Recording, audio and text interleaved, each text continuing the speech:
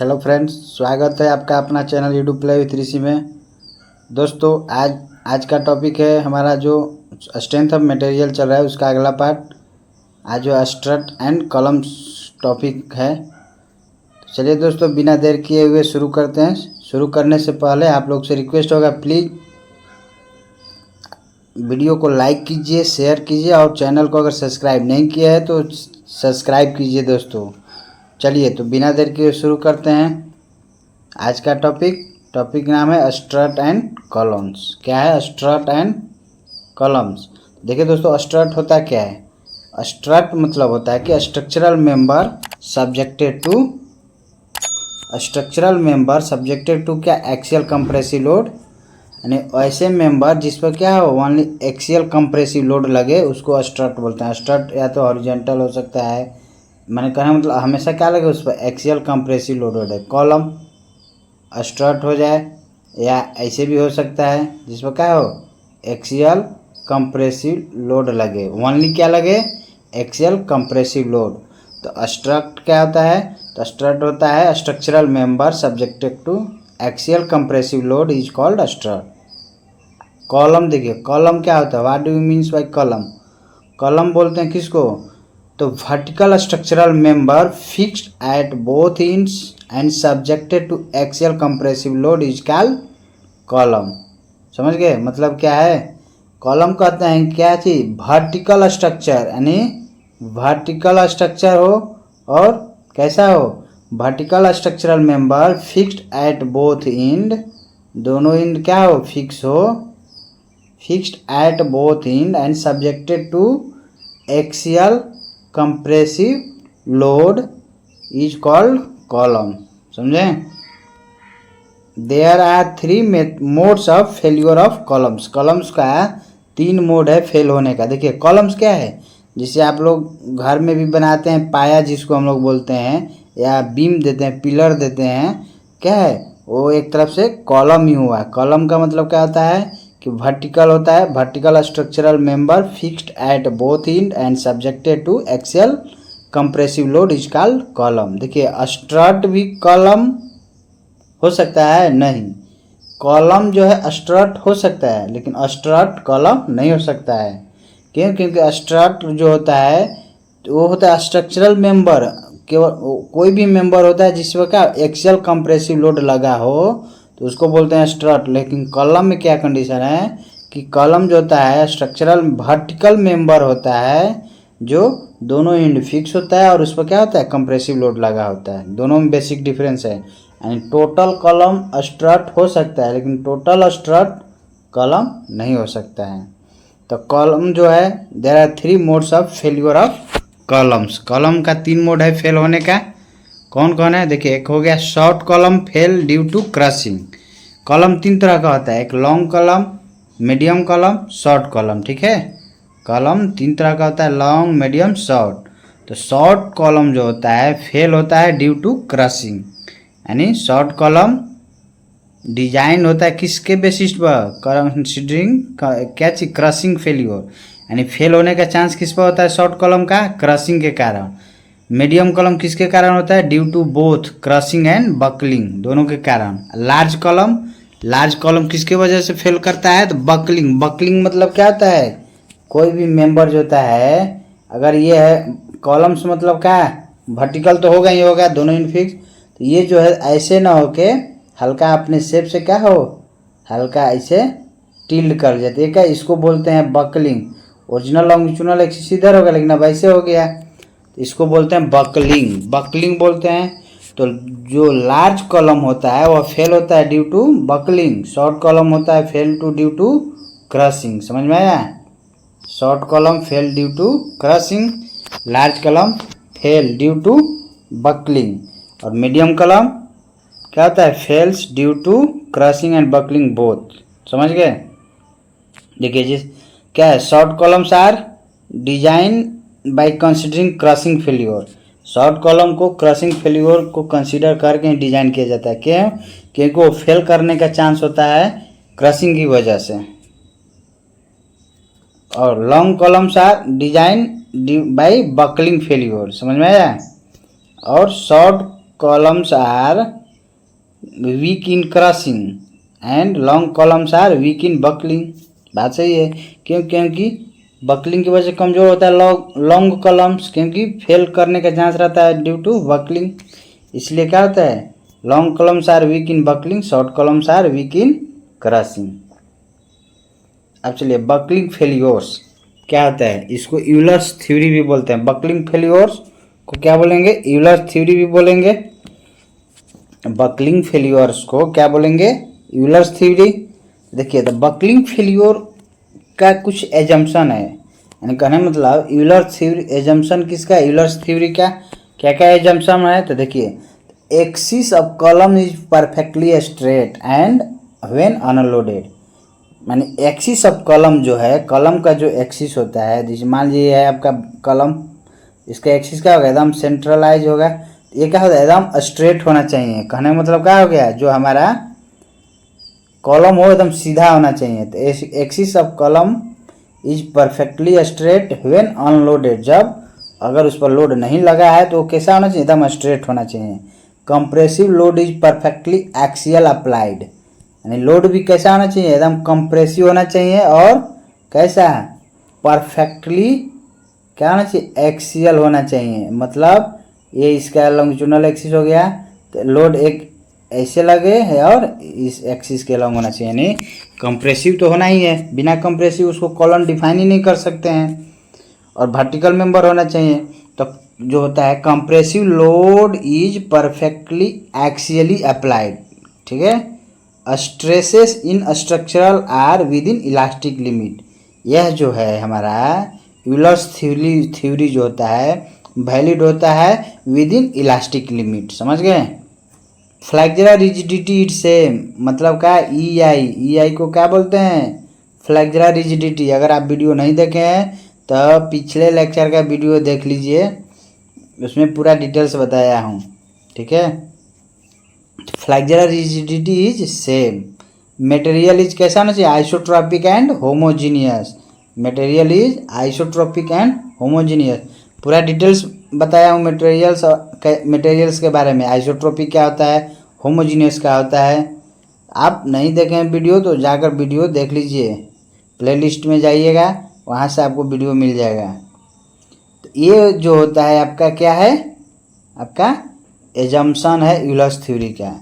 अब देखिए कुछ लिमिटेशन होता है। लिमिटेशन क्या है, सोचिए। देखिए पहला लिमिटेशन क्या हो गया, यह जो होगा आपको इलास्टिक लिमिट के अंदर ही जो होगा वैलिड होगा, उससे बाहर नहीं। तो there is always crookedness in the column and the load may not be exactly axial.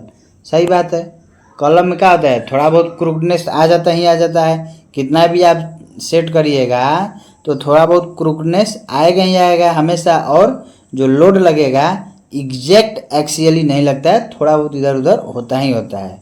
लेकिन एजम्पशन मान के चलते हैं क्या है कि लोड होना चाहिए, एक्सियली मानेंगे।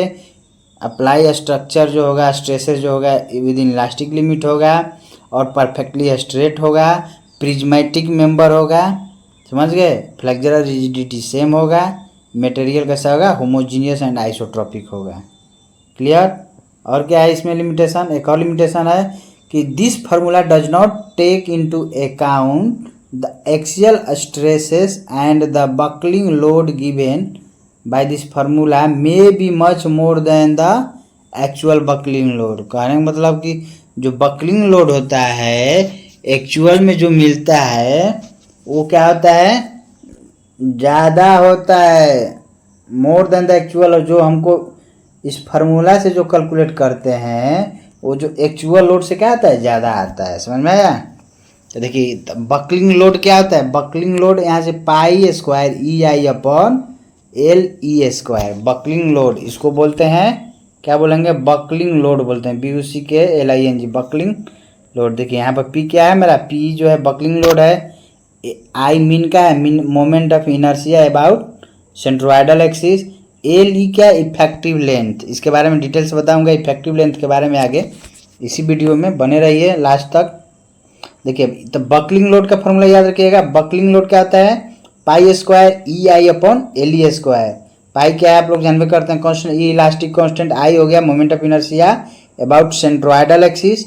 एल ई क्या है, इफेक्टिव लेंथ, ठीक है, इफेक्टिव लेंथ होता है। चलिए आगे देखते हैं।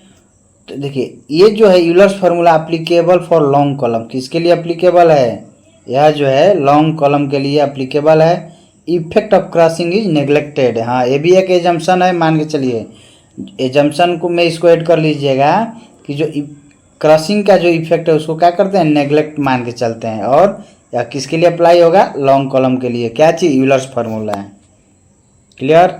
फार्मूला जो है फॉर बकलिंग लोड के लिए क्या होता है, ये आपको बता दिए थे। बकलिंग लोड पी बी बराबर पाई ए स्क्वायर ई आई, जस्ट पीछे एजम्पशन कुछ उसमें बताया था और यहाँ भी कुछ लिखे हुए हैं। देखिए क्या, weight of column is neglected, column का वेट नेग्लेक्ट मान के चलते हैं। मटेरियल होमोजीनियस एंड आइसोट्रॉपिक होना चाहिए, प्रिज्मेटिक होना चाहिए, crushing effect is neglected, loading is considered perfectly axially. समझ में आया, लोड कैसा है, परफेक्टली एक्सियल में मानेंगे। अब देखिए यहाँ पी एल ई जो है इफेक्टिव लेंथ है, क्या है, इफेक्टिव लेंथ है। अब देखिए इफेक्टिव लेंथ कैसे कैलकुलेट करते हैं, इफेक्टिव लेंथ जो होता है एल ई जो होता है अल्फा इंटू एल। अल्फा क्या हो गया, अल्फा बोलते हैं लेंथ फिक्सिटी कोफिशिएंट, क्या बोलते हैं अल्फा को, लेंथ फिक्सिटी कोफिशिएंट होता है, ठीक है। एल का हो गया एक्चुअल लेंथ होता है, मेंबर का जो है उसका एक्चुअल लेंथ होता है। तो इफेक्टिव लेंथ निकालने का क्या फॉर्मूला, तो अल्फा इंटू एल। देखिए यहाँ पर लिखा हुआ है अल्फा इंटू एल जो होता है क्या होता है, इफेक्टिव लेंथ। अल्फा क्या हो गया, लेंथ फिक्सिटी कोफिशिएंट। एक एन होता है, एन जो होता है एन बराबर होता है 1/α², याद रखिएगा। एन बराबर क्या होता है, 1/α²। यहाँ पर देखिए लिखा हुआ है। तो एन क्या होता है, एन होता है इंड फिक्सिटी कोफिशिएंट। देखिए दो टर्म है, एक अल्फा और दूसरा एन। एन क्या होता है, इंड फिक्सिटी कोफिशिएंट, अल्फा क्या होता है, लेंथ फिक्सिटी कोफिशिएंट। तो इफेक्टिव लेंथ अगर निकालना है तो alpha into L. Clear. L जो है एक्चुअल लेंथ हो गया। अब देखिए इसका वैल्यू रखेंगे अगर इसमें बकलिंग लोड में तो क्या हो जाएगा, पाई square E I L E. Effective length का वैल्यू अल्फा एल रखेंगे तो अल्फा स्क्वायर एल स्क्वायर। तो देखिए तो एन बराबर क्या है, 1/α²। तो फाइनल क्या आ जाएगा, बकलिंग लोड जो होगा N pi square E I upon L square. समझ में आया, N pi square E I upon L square. क्यों, क्योंकि एन जो होता है 1/α² होता है। क्लियर। और देखिए Euler formula is valid only up to क्या, प्रोपोर्शनल लिमिट, इलास्टिक लिमिट कहिए, जो कहिए अभी पीछे बताए थे हम। यूलर्स फार्मूला वैलिड होता है विद इन इलास्टिक लिमिट के अंदर। क्लियर है। चलिए आगे देखते हैं। अब देखिए अलग अलग सपोर्ट के लिए अल्फा और एन का वैल्यू क्या क्या होता है, इस याद रखिएगा। क्यों, क्योंकि एक्चुअल लेंथ और इफेक्टिव लेंथ यहाँ पर अगर हमको कैलकुलेट करना है, देखिए ये इफेक्टिव लेंथ हो गया और ये इंड फिक्सिटी कोफिशिएंट हो गया। तो अलग अलग सपोर्टेड मेंबर के लिए अलग अलग वैल्यू होता है। क्लियर है। तो देखिए ये जो है आपका क्या है, एन है, ये जो है अल्फा और एन, ठीक ना, क्या है, अल्फा और एन है। देखिए सपोर्ट क्या होता है, कॉलम्स जो होगा उसमें क्या होगा, दोनों इंड फिक्स होगा, या तो एक इंड फिक्स होगा दूसरा इंड क्या होगा, हिंज होगा, या तो दोनों इंड हिंज होगा या दोनों इंड फ्री होगा, फिक्स फ्री होगा, सॉरी फिक्स फ्री होगा, एक फिक्स हो जाएगा दूसरा फ्री। आप लोग देखे होंगे घर में कहीं पिलर जो होता है, चाहे पाया जिसको हम लोग बोलते हैं, या बालकोनी में अंगना में राउंड करके चाहे स्क्वायर करके लगाते हैं, तो क्या होता है, या तो दोनों इंड फिक्स होता है या एक इंड फिक्स करते हैं। ये कंक्रीट का बता रहा हूँ, और आपका मेटल में भी बहुत सारा इंस्ट्रूमेंट में मिलेगा आपको। तो ये कंक्रीट का बता रहा हूँ कि दोनों इंड फिक्स होगा या एक इंड फिक्स दूसरा इंड फ्री, एक इंड फिक्स तो दूसरा इंड हिंज होगा, एक इंड दोनों इंड क्या होगा, हिंज होगा। आप कहोगे कि एगो कंडीशन ये भी तो हो रहा है कि एक इंड हिंज होगा एक इंड फ्री। तो दोस्तों अगर हिंज सपोर्ट होगा एक इंड तो वो सीधा खड़ा रह नहीं सकता है, समझे। इसीलिए यही 4 गो पॉसिबिलिटी बनता है। कौन कौन, फिक्स, एक हो गया फिक्स, दूसरा क्या हो गया, फिक्स हिंज, तीसरा क्या हो गया, देखिए fix fix hinge, hinge hinge और चौथा फिक्स फ्री। 4 कंडीशन। अब देखिए अल्फा क्या बताए थे, अल्फा क्या था, इंड फिक्सिटी कोफिशिएंट। एन क्या था, sorry alpha length fixity coefficient था, एन क्या था, इंड फिक्सिटी कोफिशिएंट। तो देखिए अल्फा का वैल्यू क्या आता है फॉर फिक्स सपोर्ट के लिए। देखिए याद रखिएगा दोस्तों, फिक्स के लिए अल्फा का जो वैल्यू होता है क्या होता है, 1/2 होता है। फिक्स हिंज के लिए 1/√2, हिंज के लिए 1, फिक्स फ्री के लिए 2। तो देखिए कोई एक याद रखिए, बाकी एक ऑटोमेटिक याद हो जाएगा। तो आप केवल इसको याद रखिए, किसको, इंड फिक्सिटी कोफिशिएंट, एन का वैल्यू। एन जो होता है क्या होता है, 1/α²। तो अल्फा बराबर क्या हो जाएगा, 1/√n हो जाएगा ना। तो देखिए तो आप क्या करिए कि इंड फिक्सिटी कोफिशिएंट याद रखिए, एन का वैल्यू।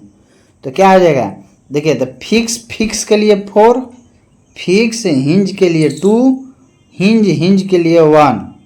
देखिए दो का डिफरेंस यहाँ, यानी हिंज के लिए 1 होता है, हमेशा याद रखिएगा। फिक्स के लिए 4, फिक्स हिंज के लिए 2, हिंज के लिए 1 और फिक्स फ्री के लिए 1/4 होता है। क्लियर।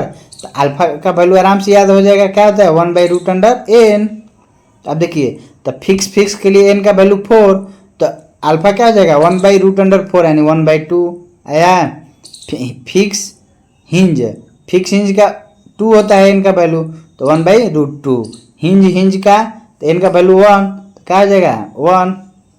समझ में आया। तो ऐसे याद रखिए, n का वैल्यू याद रखिए, आपका अल्फा ऑटोमेटिक निकल जाएगा। क्लियर है। जो बकलिंग टेंडेंसी होता है वह बकलिंग लोड के इन्वर्सली प्रोपोर्शनल होता है।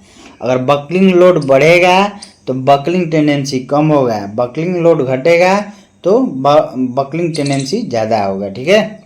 अब चलिए नेक्स्ट देखते हैं। एक पॉइंट याद रखिएगा ये भी, इफ़ नथिंग इज गिवन, अगर क्वेश्चन में कोई सपोर्ट के बारे में मेंशन नहीं किया है तो हम क्या मानेंगे, हिंज सपोर्ट मारेंगे, यानी अल्फा और एन का वैल्यू 1 एज्यूम करेंगे। ठीक है। देखिए if nothing is given about support consider hinge support. अगर कहीं भी किसी सपोर्ट के बारे में मेंशन नहीं किया है तो हम क्या मानेंगे, हिंज सपोर्ट मान के बनाएंगे। ठीक है। क्लियर। तो वैल्यू याद रखिएगा, एन का वैल्यू याद रखिए, इंड फिक्सिटी कोफिशिएंट और लेंथ फिक्सिटी ऑटोमेटिक निकल जाएगा, ये अल्फा बराबर 1/√n। अब देखिए यहाँ पर एक चीज़ याद रखिएगा, अगर कहेगा लिस्ट नंबर ऑफ पॉलीगन किस में होता है, तो लिस्ट नंबर ऑफ पॉलीगन जो होता है किस में होता है, list number of polygon triangle में होता है। ठीक है। और maximum number of polygon circle का होता है। ठीक है। अगर कहेगा लिस्ट नंबर ऑफ पॉलीगन तो ट्रायंगल होगा, मैक्सिमम नंबर ऑफ पॉलीगन तो सर्कल। और कुछ टर्म है, ये सब टर्म याद रखिएगा, कभी कभी ये सब क्वेश्चन पूछा हुआ है। अगर देखिए ट्रायंगुलर शेप दिया है, स्क्वायर मेंबर या पेंटागोनल है, ठीक है, तो कहेगा कि अगर क्रॉस सेक्शन के दिखाए हैं हम आपको, एक हो गया ट्रायंगुलर, एक स्क्वायर या रेक्टेंगुलर कहिए और एक पेंटागोनल। तो बेस्ट क्रॉस सेक्शन कौन होगा, तीनों में अगर कंपेयर करेंगे तो जो बेस्ट क्रॉस सेक्शन होता है कौन सा होगा, ट्रायंगुलर होगा। ठीक है। तो बेस्ट क्रॉस सेक्शन इधर से इधर जाएंगे तो बेस्ट होते जाता है, तो ट्रायंगुलर सबसे बेस्ट होता है। उसी तरह अगर इस तरह का शेप होगा, समझ गए, ऐसे शेप होगा, बीच में हॉलो होगा, तो बेस्ट क्रॉस सेक्शन कौन सा होगा, तो ये क्रॉस सेक्शन होगा। क्लियर। अब चलिए कहे, अब अगला टर्म पढ़ते हैं स्लेंडरनेस रेशियो। देखिए स्लेंडरनेस रेशियो क्या होता है, पहले ये तो देखिए, स्लेंडरनेस रेशियो इसलिए डिनोट करते हैं, स्लेंडरनेस रेशियो जो होता है it is the ratio of effective length to least radius of gyration. Clear. Slenderness ratio जो होता है कैसे डिफाइन करेंगे, it is defined as the ratio of least क्या चाहिए, effective length to the least radius of gyration. ठीक है। तो देखिए तो स्लेंडरनेस रेशियो क्या हो गया, LE/K। के का है, LE हो गया इफेक्टिव लेंथ, अभी बताए थे इफेक्टिव लेंथ जो होता है अल्फा L होता है, और क्या के क्या है यहाँ पर, के हो गया क्या चीज, लिस्ट रेडियस ऑफ जाइरेशन, इसको बोलते हैं के जो हो गया हमारा क्या हो गया, रेडियस ऑफ जाइरेशन। पढ़े होंगे आप लोग क्या, के जो है रेडियस ऑफ जाइरेशन है, ठीक है। तो के का वैल्यू क्या हो जाएगा, लिस्ट मतलब कम से कम root under I min upon A, क्या होता है, root under I min upon A होता है, समझ गए। Slenderness ratio is defined as the ratio of effective length to the least radius of gyration, where L E क्या है यहाँ पर, देखिए स्लेंडरनेस रेशियो का फॉर्मूला, एली है इफेक्टिव लेंथ और के क्या हो गया, रूट अंडर आई मिनिमम बटा ए, यानी minimum I moment of inertia क्या होता है, ए हो गया एरिया ऑफ क्रॉस सेक्शन। तो moment of inertia centroidal axis के अलॉन्ग होता है लीस्ट। अब क्या हो जाएगा, देखिए बकलिंग लोड हम लोग पढ़े थे पीछे, क्या होता था, पी बराबर जो होता है पी बी बराबर pi E upon L E square होता था ना। अभी हम लोग यहाँ देखे थे ना, बकलिंग लोड क्या होता था, पाई ई आई इंटू एल ई स्क्वायर। पाई ई बेसिक क्या होता था, पाई ई आई, बकलिंग लोड जो होता था पाई ई I upon L E square. अब यहाँ पर हम अगर स्लेंडरनेस रेशियो के टर्म में लिखेंगे तो क्या हो जाएगा, देखिए एल ई अपॉन के क्या होता है, लिस्ट रेडियस ऑफ जाइरेशन। यहाँ से जब वैल्यू रखेंगे तो हमारा आएगा बकलिंग लोड पाई स्क्वायर ई ए अपॉन एस स्क्वायर। एस क्या है, स्लेंडरनेस रेशियो, क्लियर है। तो हम क्या देखने को मिल रहा है, जो स्लेंडरनेस रेशियो जो है किसके डायरेक्टली प्रोपोर्शनल, बकलिंग लोड के डायरेक्टली प्रोपोर्शनल है या एक्चुअल लेंथ का ये डायरेक्टली प्रोपोर्शनल है, क्लियर। ये बकलिंग लोड का रिलेशन याद रखिएगा, स्लेंडरनेस रेशियो के टर्म में पाई स्क्वायर ई ए अपॉन एस स्क्वायर, ठीक है। The relation between slenderness ratio and corresponding critical stress is hyperbolic. क्या होता है, हाइपरबोलिक होता है, किसके बीच, स्लेंडरनेस रेशियो और क्रिटिकल स्ट्रेस के बीच कैसा रिलेशन होता है, हाइपरबोलिक होता है, समझ में आया। हाइपरबोलिक होता है तो बकलिंग स्ट्रेस क्या हो जाएगा, तो बकलिंग स्ट्रेस जब निकालेंगे तो क्या होता है, लोड बटा एरिया, तो बकलिंग लोड बटा एरिया। तो बकलिंग लोड हम निकाले हैं स्लेंडरनेस रेशियो के टर्म में क्या, पाई square E A upon A S square, area से डिवाइड करें तो एरिया कट जाएगा तो क्या बचेगा हमारा, पाई स्क्वायर ई अपॉन एस स्क्वायर, समझ में आया। पाई स्क्वायर ई अपॉन एस स्क्वायर क्या हो गया मेरा, बकलिंग स्ट्रेस हो गया। अब चलिए आगे देखते हैं रैंकाइन फार्मूला। रैंकाइन फार्मूला याद रखिएगा, 1/PR अब equal to 1/PC plus 1/PE। PR क्या है, रैंकाइन लोड है, PC क्या है, क्रशिंग लोड है, PE क्या है, P बकलिंग लोड, PB कहिए चाहे PE से, दोनों एक ही बात है। तो बकलिंग लोड हो गया PE, ठीक ना। तो रैंकाइन फार्मूला इसको बोलते हैं, क्या बोलते हैं, 1/PR equal to 1/PC plus 1/PB, clear. यानी 1/रैंकाइन load equals to 1/ crushing load plus 1/ buckling load, clear है। तो क्रशिंग लोड क्या होता है, क्रशिंग मतलब क्या, क्रॉस सेक्शन का एरिया क्रश करेगा तो क्या हो जाएगा, क्रशिंग स्ट्रेस इंटू एरिया, यानी सिग्मा सी इंटू एरिया से मल्टीप्लाई कर दें तो क्रशिंग लोड निकलेगा। उसी तरह रैंकाइन लोड और अब बकलिंग लोड का पीछे बताए थे पाई square E I upon L E square. अगर सिलेंडरनेस रेशियो के टर्म लिखना है तो पाई स्क्वायर ई ए अपॉन एस स्क्वायर, क्लियर है। अब देखिए इसी को और एक्सपेंड करेंगे हम बकलिंग लोड को, क्या आएगा, pi square sigma C A upon 1 plus A into L E by K का होल स्क्वायर। ए यहाँ पर क्या है, ए जो है रैंकाइन कांस्टेंट है, याद रखिएगा। रैंकाइन कांस्टेंट का फार्मूला पूछता है, ए क्या है, रैंकाइन कांस्टेंट, तो कहीं सी से भी डिनोट करते हैं। रैंकाइन कांस्टेंट का क्या फार्मूला होता है, sigma C upon pi square E, ठीक ना। ये जो हो गया बकलिंग लोड का एक ये रिलेशन होता है रैंकाइन कांस्टेंट के टर्म में, क्या, sigma C A upon 1 plus A into L E upon K का होल स्क्वायर। जहाँ पर ए क्या है, रैंकाइन कांस्टेंट है। रैंकाइन कांस्टेंट का क्या फार्मूला होता है, sigma C upon pi square E. Direct formula पूछा हुआ है क्वेश्चन में कि रैंकाइन कांस्टेंट का क्या फार्मूला होता है। क्लियर, क्या होता है, sigma C into sigma C upon pi square E.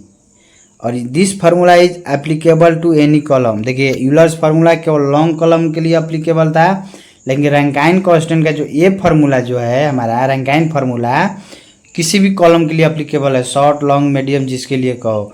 Effect of crushing and buckling are consider in this formula. And इस फार्मूला में क्रशिंग का और बकलिंग दोनों इफेक्ट एज्यूम किया गया है। ठीक है,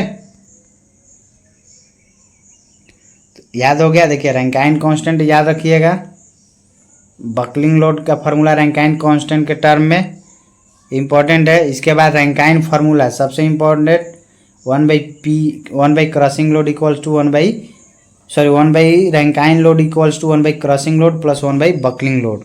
एक ये हो गया।